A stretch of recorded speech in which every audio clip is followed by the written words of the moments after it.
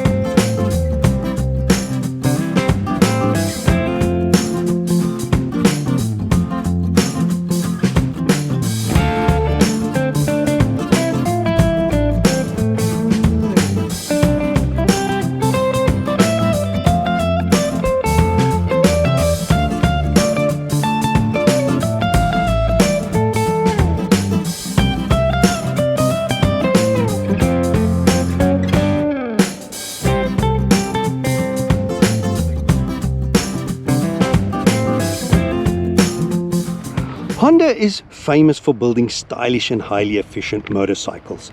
Now this CB500 was first unveiled in 2013, and now this in front of me here, the 2023 CB500X, was first shown to the public and launched in 2022. Now these CB500s are parallel twins, and that is traditionally the step up for customers that have started on the single cylinder bikes. They're ready for something bigger, but they're not ready for the big stuff yet. So this is the perfect transition for a mid-sized bike for them.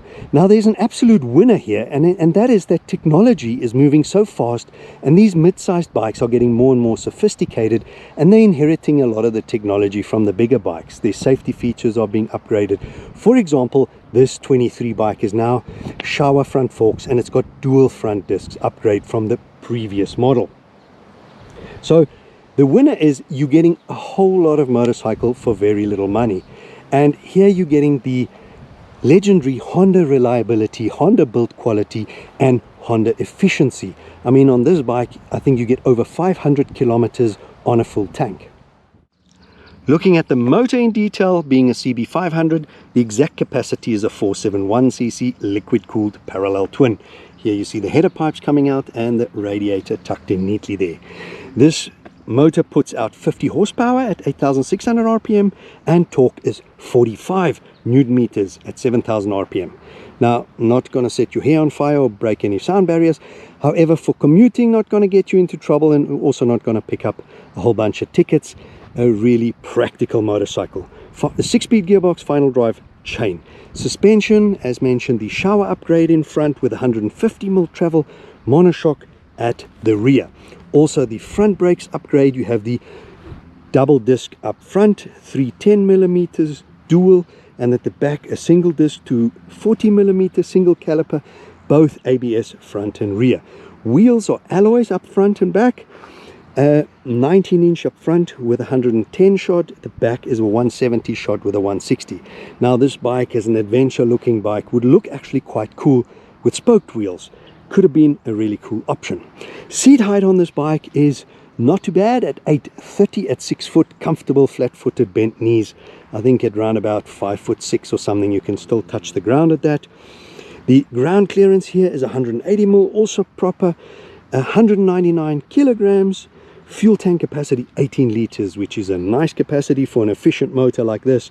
Gives you roughly 30 kilometers per liter or 3.3 liters per 100, and the top speed is rated at 170 kilometers per hour. On a last note before we jump on and go for that ride, the color options available for 2023 would be the Grand Prix Red, which we saw back in the shop, the Matte Gunpowder Black Metallic, and this pearl organic green. Other cool features on the bike is a full LED headlight and a tail light, and an ultra modern fully digital instrument console complete with an eco indicator, real-time fuel efficiency and gear position indicator. Here you can see that dash, stunning. I do think it suffers a little bit with reflection, is a little bit dark, could be a bit brighter. I think what we're gonna do is let's jump on, go for a ride and then judge. When getting on this bike, first thing you notice, seat is really nicely cushioned, comfortable. It is a tall bike, not too tall. It's not like your traditional adventure bikes that it's tiptoes. I get on here flat-footed. I'll show you at the stop street here. Let me just stop over here, flick it in neutral, and you can see foot is flat, knee is slightly bent. Over here, foot is flat, knee is slightly bent at 6 foot. So comfortable, not intimidating. Bike is fairly light, it hides its weight well. As I alluded to earlier, it is not going to break sound barriers, so you can grab a whole lot of handful on this and not scare yourself. I've been riding big capacity bikes lately, so I have to remember to give it a little bit more, not to stall her. One of the things I mentioned about the dash, over here with the sun where it is now, I can see it really well. You've got your rev counter in a circular motion on the far left, your speed digital in front of you. Gear indicator, 6th gear here in the middle, quite prominent. Special drivers on the road, quite prominent in the middle. So the quickest things you see is your speed and your gear indicator. Time on top, you have your revs going around the outside, your fuel tank, your odometer. There's a lot of info on this tiny little display. Could be a little bit brighter, but like this it really works good. The seating position, fantastic. Very neutral, upright, no weight on the lower back. The arms are comfortable. What they have done, what I forgot to mention earlier, there are 2 options fitted to this bike, non-standard. These little guards in front of the wrists over here, both sides, and the other thing is the handlebar risers, these little spaces at the bottom here. Just raises it up by 40 mil and makes it slightly more comfortable for 6-foot riders. But like this, you don't even hear the engine. The only thing you hear is the wind noise in your helmet, and you could sit here for hours running this touring. So it is an adventure tourer, commuter, comfortable. Really, what more can I say? Enjoyable.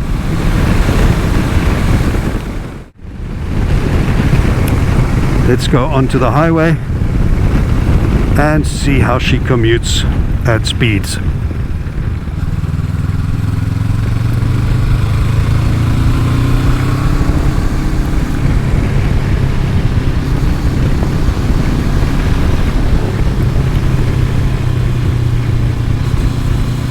Here exiting in 4th gear, rolling on.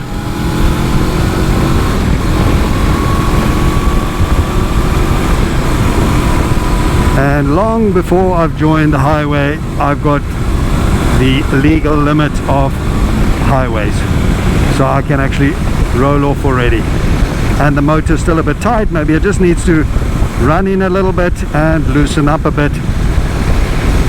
So good from that point of view. I can see I'm in 6th gear. I'm doing somewhere between 115 and 120 kilometers per hour, commuting nicely. The little screen in front is good wind protection.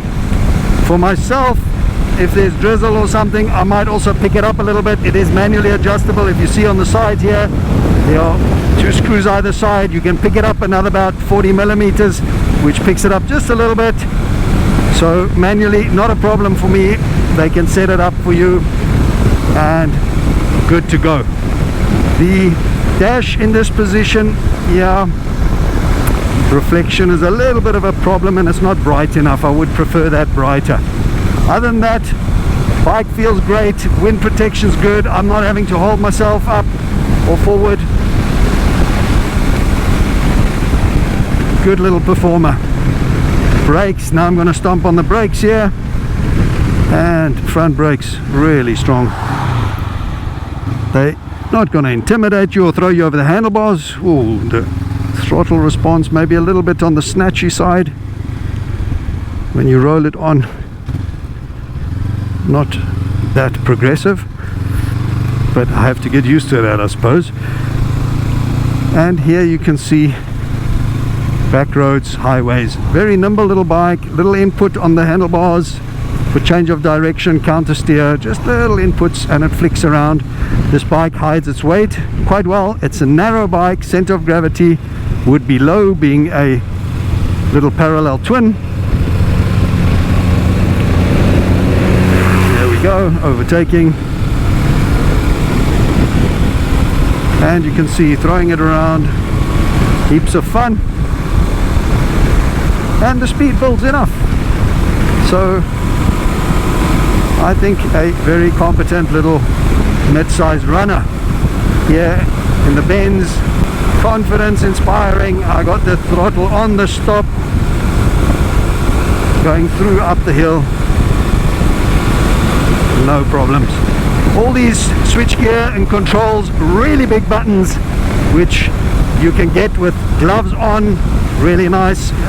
The bigger bikes, they have, like, you need a PhD degree to get everything. This is very instinctive. You know where all the controls are. Really big buttons. So even with gloves, if you're more of a rookie or not that experienced, you find everything very quickly. You're not fumbling around. So also very strong from that point of view.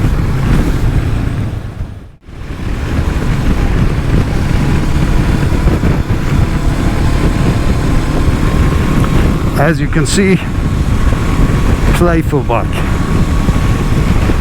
really playful. You have to plan your overtake a little bit, roll on soon enough, and plenty to get past.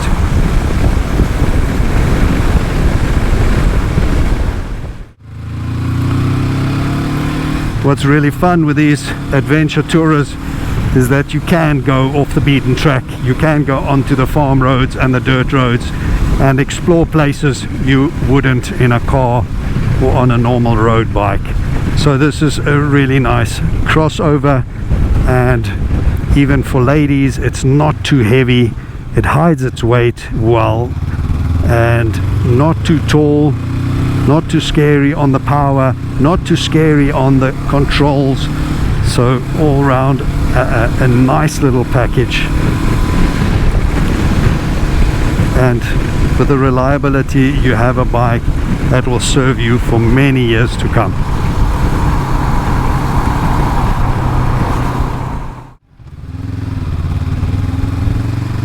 This is a really stunning bike for traffic. Here you can see another car moving over. Thank you, sir.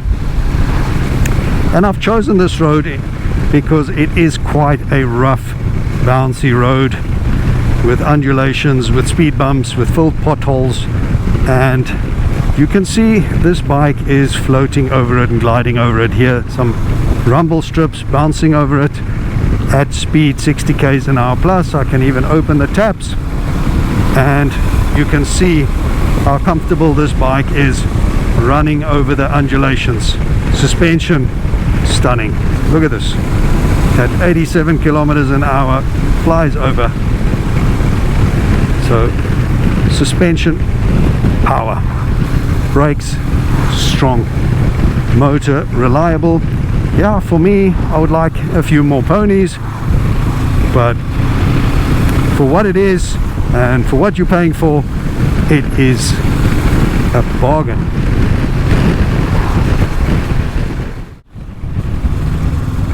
And with the ABS front and back, these roads with the gravel on them, the loose stones, you know you can grab a handful of brake and be very confident and safe. I hope you enjoy this episode with me and this ride review of the 2023 Honda CB500X. What a stunning little adventure tourer. If you enjoyed the episode, please remember, hit that like button, give me a thumbs up, and most important, please hit that subscribe button to help me build the channel. And if you like, that reminder bell so you always know when I'm uploading new content.